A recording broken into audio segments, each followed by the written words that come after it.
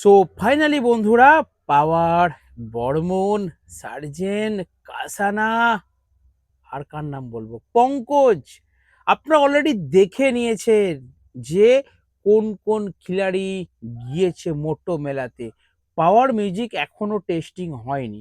আমি রাত্রি 9টা পর্যন্ত অপেক্ষা করেছি, তারপর ভিডিওটা শ্যুট করলাম। আমি অনেক চেষ্টা করেছি যে পাওয়ার মিউজিক টেস্টিংটা দেখবো কিরকম বাজছে, তো এখনো পর্যন্ত টেস্টিং দেখতে পাইনি, আমি আমার দেখার সৌভাগ্য হয়নি। তো যাই হোক, ডিজে সার্জেনের টেস্টিং কিন্তু দেখা গেল। First testing, second testing. তো বন্ধুরা, এবারে বলুন তো আপনারা কি বুঝছেন, কেমন বুঝছেন? ডিজে সার্জেন টেস্টিং আশা করি ভিডিও দেখে নিয়েছেন। তো এবারে আপনারা বলুন যে ডিজে সার্জেনের যে সাউন্ডটা হচ্ছে, একটা জিনিস লক্ষ্য করেছেন আপনারা, ভিডিওর মধ্যে দেখবেন ডিজে সার্জেন কিন্তু লং থ্রো হামিং চালিয়েছে। এটা আমি বলছিলাম যে ওই ফিল্ডে প্রত্যেকটা সেটআপ সকলেই কিন্তু হামিং চালাবে, হামিং। কারণ হামিং এর ছাড়া একে অপরের সাথে কম্পিটিশন করতে পারবে না। প্রথমে বলি, একে একে প্রত্যেকটা সেটআপ নিয়ে কিছু কিছু করে কথা বলবো। তো সব সেটআপ নিয়ে বলবো না, আমি বলবো সার্জেনকে নিয়ে, পাওয়ারকে নিয়ে, বর্মনকে নিয়ে, কাসানাকে নিয়ে, পঙ্কজকে নিয়ে, এই কয়েকটা সেটআপকে নিয়েই কিছু কথা বলবো। প্রথমে বলি ডিজে সার্জেন, আপনারা দেখে নিয়েছেন, আমাকে আর বলতে হবে না। ফিটিং থেকে সারাদিন ধরে আপনারা ভিডিওগুলো দেখেছেন যে ডিজে সার্জেন সিঙ্গেল মনস্টার বেসে কি চমক দেখাতে পারে ভাই। সেই লেভেলের একটা টেস্টিং কিন্তু আমার ভালো লাগছে একটাই কারণে, আপনাদেরও ভালো লাগছে একটাই কারণে, আমাদের পশ্চিমবঙ্গের, আমাদের বাংলার যত অডিয়েন্স আছে, দর্শকরা আছে, প্রত্যেকের ভালো লাগছে ডিজে সার্জেনের এই টেস্টিংটা। একটাই কারণ, ডিজে সার্জেন তার সেটআপে হামিং বাজিয়েছে। বলুন, কমেন্ট করে বলুন হামিং বাজিয়েছে কিনা। হামিং বাজিয়েছে। এরপরে দ্বিতীয় অপশন, সাউন্ড কোয়ালিটি বা ইডিএম রিমিক্সের গান তো আছেই, সেটা পরবর্তী পরপর টেস্টিং হয়েছে, কিন্তু সার্জেনদা যেটা বাজিয়েছে, যে one step long throw humming গান, এটাতেই পুরো মজা এসে গেছে। তো মারাত্মক লেভেলের, ভাইরাল লেভেলের, একটা খতরনাক লেভেলের টেস্টিং করেছেন কিন্তু ডিজে সার্জেন। আর আপনারা দেখে নিয়েছেন কটা বক্স বেঁধেছে। আচ্ছা, এখানে একটা কথা বলি আপনাদেরকে, এখানে বক্স বাঁধার কিন্তু আমার মনে হয় একটা দূরত্বের ব্যাপার ছিল। কারণ অপরদিকে দেখুন, পাওয়ার, বর্মন, এরা 5টা করে বেস বেঁধেছে। একটা নির্দিষ্ট মনে হয় লিমিট ছিল। আমি জানি না, সার্জেনদা একটা কমিউনিটি পোস্ট করেছেন, ওখানে একটা 21 ফুট না কতর একটা কথা বলেছে। আমি একটু দেখছিলাম কমিউনিটিটা। তো আপনারা গিয়ে দেখে নিন, ওখানে কিন্তু একটা লিমিটেশন আমার মনে হয় ছিল। যদি লিমিটেশন না থাকতো আমার মনে হয় আরো সাইডে বেড়ে যেত। তো ভাই সত্যি করে এটা ভালো লাগছে যে এত বড় বড় সেটআপ গুলো ওখানে রোড শো হবে। ভাই রাস্তাটা কতটা চওড়া ওখানের, কেউ জানলে একটু কমেন্ট করো। আমার যে সমস্ত বন্ধুরা ওখান থেকে ভিডিওটা দেখছো মোটো থেকে, প্লিজ আপনারা কমেন্ট করে একটু বলে দিবেন তো এই ভিডিওতে যে ওইখানকার রাস্তাটা ঠিক কতটা চওড়া, 2 ওয়ে রাস্তা নাকি 1 ওয়ে রাস্তা। তো আপনারা একটু প্লিজ কমেন্ট করে বলবেন, তো আমার জানার খুব ইন্টারেস্ট আছে যে ওখানকার রাস্তাগুলো এক্স্যাক্টলি মানে কতটা করে চওড়া। কারণ সাপোজ আপনারা মনে করুন যে পাওয়ার যাচ্ছে, ওদিক দিয়ে সার্জেন আসছে, বর্মন যাচ্ছে, ওদিক দিয়ে সার্জেন আসছে। এই যে দুটো সেটআপ যদি পাশাপাশি যায়, কতটা জায়গা লাগবে। 5টা করে বেস দিয়েছে পাওয়ার, 5টা করে বেস দিয়েছে বর্মন, তার উপরে কত তুলেছে, 5 থাক মানে 5 5 25টা, তার উপরে দিয়েছে আবার দুটো দুটো দুটো দুটো 4 দুগুণে 8 পিস মিড। মানে বর্মন দিয়েছে 25টা বেসের উপরে 10টা মিড বোধহয়, আর পাওয়ার দিয়েছে 25টা বেসের উপরে 8টা মিড বোধহয়। ঠিক আছে? তো দেখবেন আজকে খুব মানে আমি অনেকগুলো সেটআপ রেডি করছিলাম, তো চাপে ছিলাম।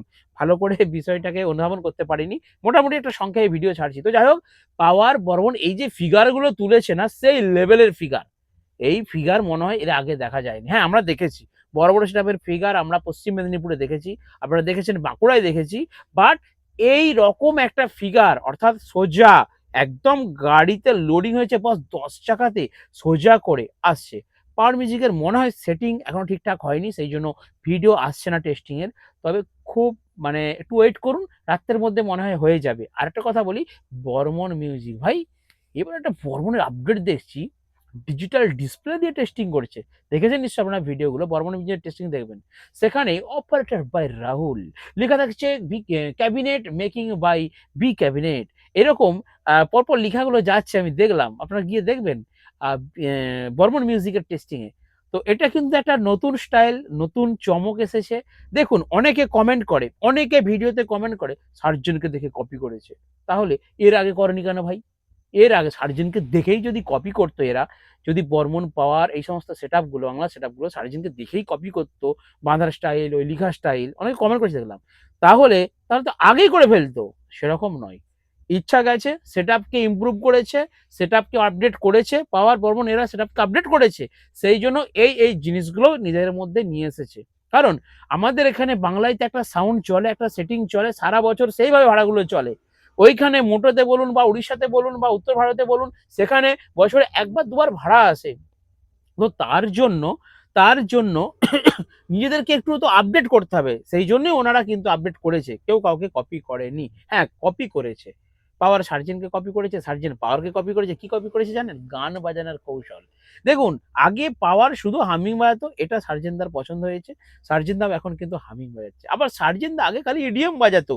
কোনো হামিং চলতো না। পাওয়ার মিউজিক, বর্মন মিউজিক, আমাদের এখানে সেটআপগুলো এখন কি হচ্ছে? ইডিএমটা সেটআপের মধ্যে ইমপ্রুভ করেছে। তার মানে ভালোবাসার কপি এটা। এটা ভাই একে দেখে ও কপি করছে, তাহলে তো পাওয়ারের মতো সার্জেনও পপলি চলে আসতো। সার্জেনের মতো পাওয়ারও হচ্ছে সিঙ্গেল মাস্টার বেস বানিয়ে নিয়ে চলে যেত। এরকম কপি নয়। কপি বলবেন না। একে অপরকে দেখে ভালো লাগলে সে তার শিক্ষাটা নেবে। কারণ আপনারা জানেন শ্রদ্ধেয় সার্জেনদা উনি কিন্তু চলে গিয়েছেন, মনে আছে সেটআপ ভাড়া যায়নি, উত্তর ভারতে চলে গিয়েছিলেন পাওয়ার মিউজিকের মালিক পীযূষদার সাথে দেখা করতে, বন্ধুত্ব করতে। আবার পীযূষদাও দেখেছেন কোলাকুলি করেছে, দুজনের মধ্যে বন্ধুত্ব সম্পর্ক হয়েছে। কিসের জন্য? কিসের জন্য? কারণ একে অপরের প্রতি ভালোবাসা থাকলে একটা সাউন্ডের মধ্যেও কিন্তু ডেভেলপ করা যায়। সেটারই প্রমাণ আমরা এখন দেখতে পাচ্ছি। দেখুন কিছুদিন আগে, জাস্ট কিছুদিন আগে, ১ বছর আগে পর্যন্ত প্রত্যেকটা সার্জেন বলুন, প্রত্যেক মানে পঙ্কজ বলুন, কাসানা বলুন, এরা কিন্তু গাড়িতেই লোডিং হতো।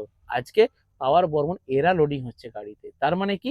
একে অপরের দেখে ভালো জিনিসটা নেওয়ার চেষ্টা করে।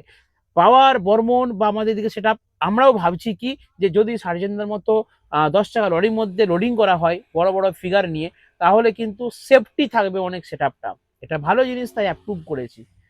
যার যেটা ভালো বস তার সেটা নেওয়া উচিত বা নেওয়া ভালো। আমি বলছি না কে কাউকে কপি করেছে ভাই, বন্ধুত্বের মধ্যেই তো ভালো জিনিসটা উঠে আসে, তাই না? তো যাই হোক, এখন আর কোনো কন্ট্রোভার্সি হয় না বা কন্ট্রোভার্সি করেও লাভ নেই, হবেও না। তো সকলেই সুন্দরভাবে উড়িষ্যা মোট্টো মেলাতে সেটআপগুলো বাজুক, সকলে আনন্দে থাকুক। যে সমস্ত আমার ইউটিউবার ভাইয়েরা গেছে, যাদের জন্য, যে সমস্ত ভাইদের জন্য আমরা ভিডিওগুলো দেখতে পাচ্ছি, আমি ঈশ্বরের কাছে প্রার্থনা করব তোমরা প্রত্যেকেই ভালো থাকো, সুস্থ থাকো, সুন্দরভাবে ভিডিওগুলো করে ভিডিও আপলোড করো। আমি নিজে দেখি এবং সমস্ত বন্ধুরা দেখে। ঠিক আছে? তো ওখানে অনেক নেটওয়ার্কের সমস্যা হয়, অনেক খাবার সমস্যা হয়, ঘুমানোর সমস্যা হয়, থাকার সমস্যা হয়। তা সত্ত্বেও আমি গেছি তো ফিল্ডে ভিডিও করতে, অনেক কষ্ট করতে হয় ভিডিওগুলো করার জন্য। পয়সাটা বড় কথা নয়, এটা একটা নেশার জিনিস, এটা একটা শখ। আমাদের মানে আমার সময় হচ্ছে না, ব্যবসার চাপ আছে তাই আমি যেতে পারি না। কিন্তু আমার মনও পড়ে রয়েছে কিন্তু মোটোতে। এটা হচ্ছে বড় কথা। সেরকম যারা ভালোবাসেন, যারা বক্স দেখতে ভালোবাসেন, তারা প্রত্যেকেই কিন্তু ইউটিউব, ফেসবুক থেকেই দেখছেন ভিডিওগুলো। সকলের হয়ে ধন্যবাদ জানাবো আমার ইউটিউবার ভাইদেরকে। তো সকল সেটআপের ওনাররা, সেটআপের অপারেটররা, ইউটিউবার ভাইয়েরা প্রত্যেকেই বা যারা দেখতে গিয়েছেন প্রত্যেকেই আনন্দ উপভোগ করুন, সুস্থ থাকুন এবং সুন্দরভাবে যেমন কম্পিটিশনটা হয়, সুন্দরভাবে যেমন রোড শোটা হয়, সেটা ঈশ্বরের কাছে প্রার্থনা করছি। আর আপনারা একটু প্রার্থনা করুন যাতে আমাদের বাংলার যে সেটআপগুলো গেছে তারা যেন ভালো পারফর্ম করে আসতে পারে। এমনিতেই তো বর্মন ভূমিকম্প করে দিয়েছে, একটু করে পাওয়ার আবার করবে। এগুলো তো পরে আসছি ভিডিও নিয়ে। দেখা হবে নেক্সট ভিডিওতে।